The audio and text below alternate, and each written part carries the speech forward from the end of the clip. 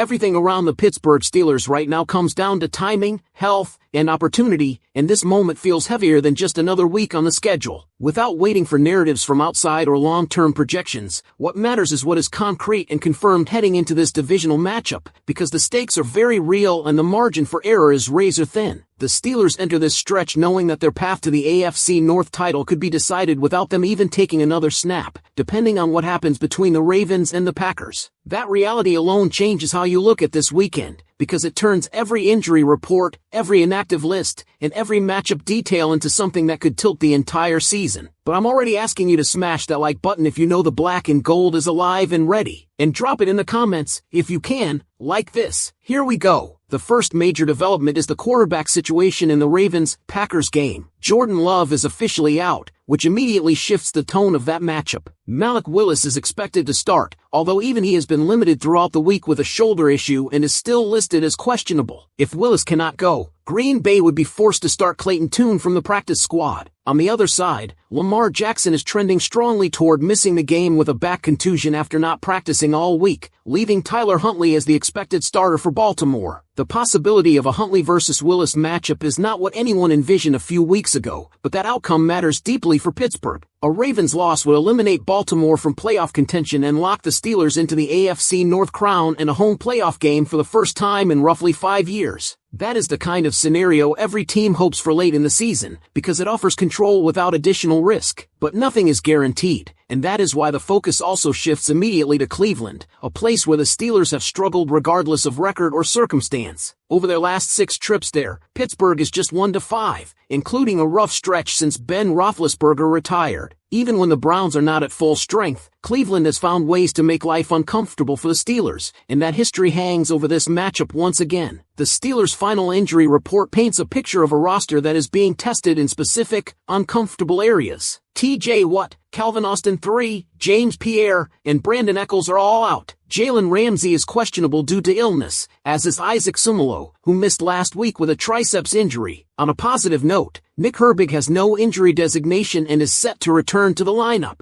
Herbig's availability matters, especially given how thin the defense is becoming in the secondary. James Pierre's situation is particularly concerning. After being limited earlier in the week, he was a non-participant on Friday, which often signals a re-aggravation. If that calf injury lingers, it could extend beyond the regular season. This makes the acquisition of Asante Samuel Jr. critical, as he is expected to play opposite Joey Porter Jr. still. With Echols already out and Ramsey potentially unavailable, the Steelers are dangerously close to running out of experienced outside cornerbacks. That reality explains why Trey Flowers was activated immediately. His versatility and NFL experience give the coaching staff a stabilizing option if things unravel further. The nickel position is another looming question mark. Ramsey has been filling in there due to injuries, but if his illness keeps him out, the Steelers will need to improvise. Asante Samuel Jr. is not a natural fit inside, and the team has not practiced him there extensively. Trey Flowers, Deshaun Jameson, and Daryl Porter Jr. all become possible answers, and there's also the option of deploying a 3-safety look. That alignment could help against Cleveland's heavier personnel groupings, though it comes with coverage risks if the Browns lean into spread looks. Offensively, the absence of DK Metcalf due to suspension and Calvin Austin III due to a hamstring injury forces another recalibration. The Steelers have leaned heavily on 11 personnel and spread concepts recently, allowing Aaron Rodgers to diagnose defenses quickly and dictate matchups. With fewer receiver options available, there's a strong chance the offense pivots toward more multi-tight end sets. That opens the door for increased roles for Pat Freiermuth, Darnell Washington, and more jumbo looks built around the run game. When the Steelers do go 3 wide, the rotation becomes fascinating. Adam Thielen and Marquez Valdes-Scantling are locked into major roles, but the third receiver spot is unsettled. Roman Wilson is expected to be active, yet his role remains unclear. He was previously ahead of Scotty Miller on the depth chart, but Miller's chemistry with Rodgers has been evident, and his route precision has earned trust. Rodgers himself acknowledged that Wilson is still adjusting to the speed and nuance required in this offense, which makes it entirely possible that Miller opens the game as the third receiver, with Wilson rotating in. On the Browns' side, injuries could shape the matchup just as dramatically. David Njoku is out, and rookie tight end Harold Fannin Jr.,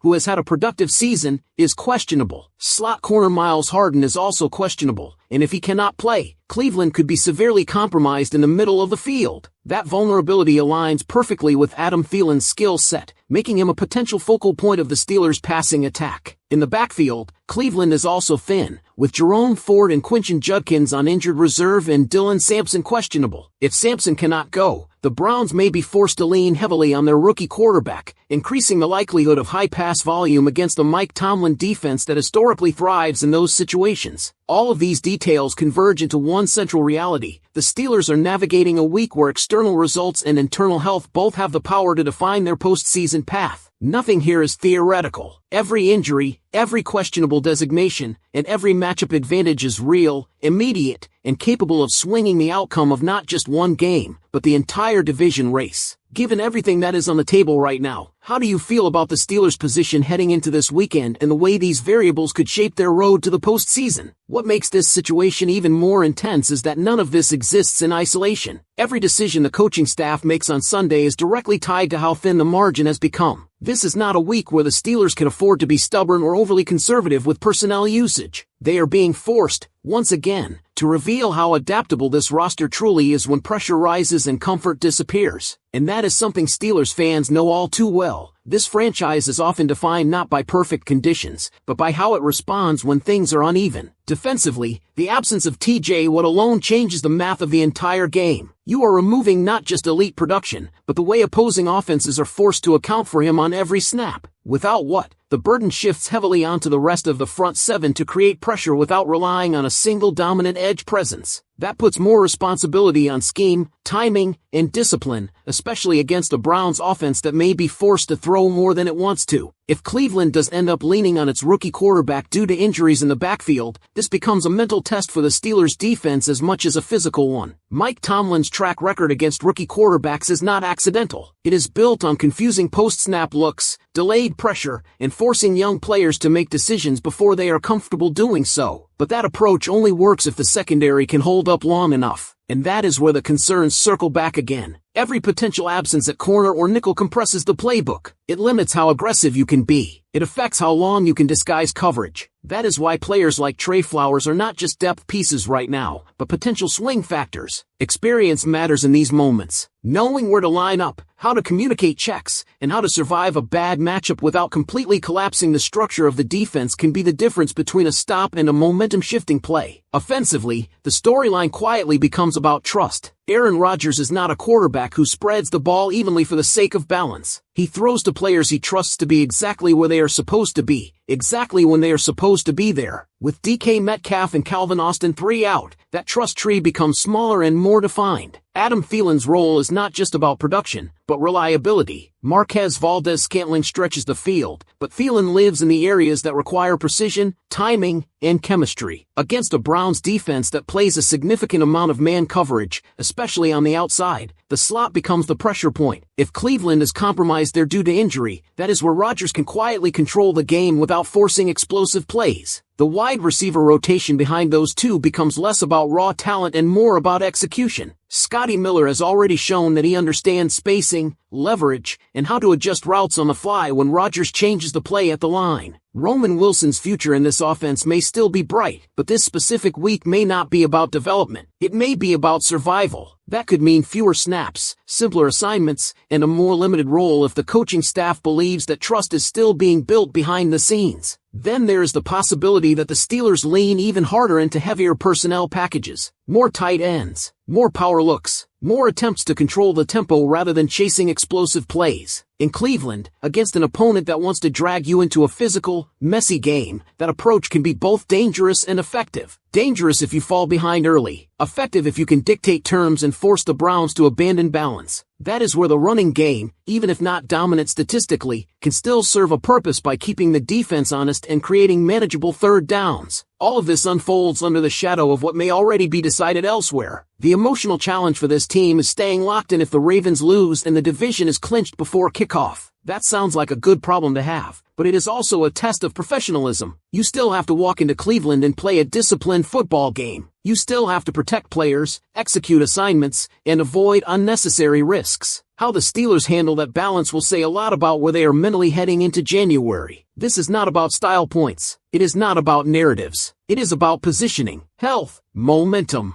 and making sure that when the postseason arrives, the Steelers are not limping in with unresolved questions. Everything we are watching right now is a preview of how sustainable this team is when adversity stacks up, and that is why this game, and this weekend, feel bigger than just another chapter in the schedule. And this is where the conversation naturally shifts from analysis into identity, because the Steelers are not entering this moment as a flawless team, but as one that has been shaped by stress all season long. The roster you are watching right now has been forced to adapt week after week, and that repetition of problem-solving matters more than it gets credit for. Teams that only look good when everything is perfect rarely survive January. Teams that learn how to function when key pieces are missing are the ones that give themselves a chance to last. What stands out most about this stretch is how clearly the coaching staff is being challenged. This is not a plug-and-play situation. Every personnel decision has a ripple effect. If you protect the secondary by playing softer coverage, you invite longer drives. If you get aggressive without the depth to sustain it, you risk explosive plays. If you simplify the offense too much, you limit Rodgers. If you overcomplicate it, you expose young players who are still adjusting. There is no safe button to press here, only calculated risk. That is why this game, regardless of the Ravens' outcome, becomes such an important diagnostic tool. It tells you how much control the Steelers truly have over their own style of play. Can they impose structure when chaos is trying to creep in? Can they win without leaning on their most obvious stars? Can they protect the lead, or even manufacture one, without needing everything to break perfectly? These are postseason questions showing up early, and Cleveland is the kind of opponent that forces you to answer them honestly. There's also a psychological layer that cannot be ignored. Playing in Cleveland has been frustrating for this franchise in recent years, not because the talent gap disappears, but because the environment strips away comfort. Crowd noise, weather, familiarity, and physicality all combine to test discipline. Penalties, missed assignments, and emotional swings tend to show up there more than most places. How the Steelers respond to that environment, especially with so many lineup adjustments, will reveal whether this team is emotionally steady or still vulnerable to momentum shifts. And then there is the bigger picture. Every snap taken by younger players like Roman Wilson, every rep for depth defenders forced into action, is building a reference point for the coaching staff. These are evaluations happening in real time, under real pressure. Even if the outcome is not clean, the information gained is valuable heading into the postseason. The Steelers are learning who they can trust when the margins shrink, and who still needs protection within the structure of the game plan. Nothing about this situation suggests panic, but nothing suggests comfort either. This is a team walking a narrow path, relying on experience, coaching, and situational intelligence rather than overwhelming talent advantages. That has always been a familiar place for the Steelers, and historically, it is where they tend to feel most at home. What happens next will not just shape a single result, it will shape confidence, rotations, and decision-making going forward. And that is why this moment matters so much more than the standings alone suggest. What often gets overlooked in moments like this is how much these late-season situations shape the internal hierarchy of a football team. Not just who starts, but who is trusted when something breaks down, where coverage bust happens, who settles it down, where play call doesn't work, who adjusts on the fly. These weeks expose that quietly, and the Steelers are deep into that process right now. This is where leadership becomes practical, not vocal. It shows up in alignment, communication, and execution when the script is no longer clean. You can already see that shift happening. The offense is becoming less about chasing explosive moments and more about sequencing. One play setting up the next, one personnel group forcing a response. That is a mature approach, especially when you know your margin for error is shrinking due to injuries. Aaron Rodgers thrives in that environment when the pieces around him understand leverage and timing. That is why players like Adam Thielen matter beyond the box score. He stabilizes things. He keeps drives alive. He turns uncertain downs into manageable ones. In games like this, that is how you suffocate an opponent without blowing them out. On defense, the absence of star power demands precision. Without TJ Watt, pressure has to be manufactured through coordination. Stunts have to land. Coverage has to hold just a fraction longer. Tackling has to be immediate. You cannot rely on one moment of brilliance to flip the field. Instead, you stack competent snaps until the opponent blinks. Against a Browns team potentially missing key offensive pieces, that patience becomes a weapon. Young quarterbacks hate long drives that end in punts. They start forcing throws. They rush reads. That is when the Steelers historically take control. There's also a long-term layer to all of this that fans should keep in mind. How the Steelers manage workloads right now matters for January. If the division is secured early, decisions about snap counts, physicality, and risk tolerance become strategic rather than reactive. You want momentum, but you also want health. Balancing those two things is one of the hardest jobs a coaching staff has,